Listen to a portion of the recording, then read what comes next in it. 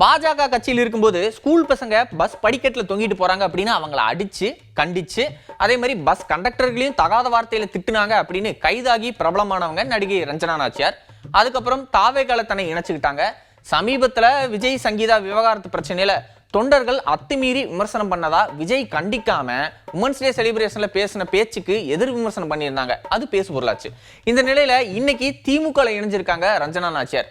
என்ன காரணம் அப்படின்னு அவங்களே சொல்லியிருக்காங்க.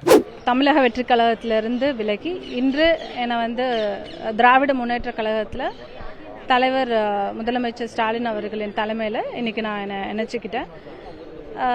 பெரியார் அவர்களோட சிந்தனை, கலைஞர் அவர்களோட பாரம்பரியம், அரசியல் பாரம்பரியம், அண்ணா அவர்களின் வழிகாட்டுதல், இது எல்லாத்தையுமே கலந்த ஒரு இயக்கம் தான் திராவிட முன்னேற்ற கழகம்.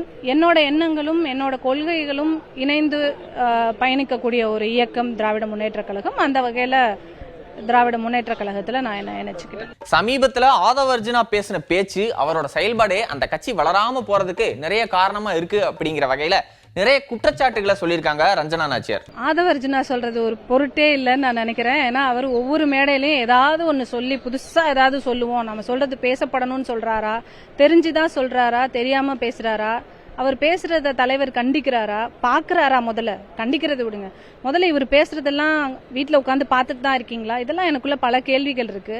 ஏன்னா ரொம்ப ஈஸியா போற போக்குல அவர் எந்த மதவாத கட்சிகளோடயும் நாங்க இணைந்து பயணிக்க மாட்டோன்றதுல தெளிவா அவர் நேத்து கூட சொல்லிட்டு போறாரு.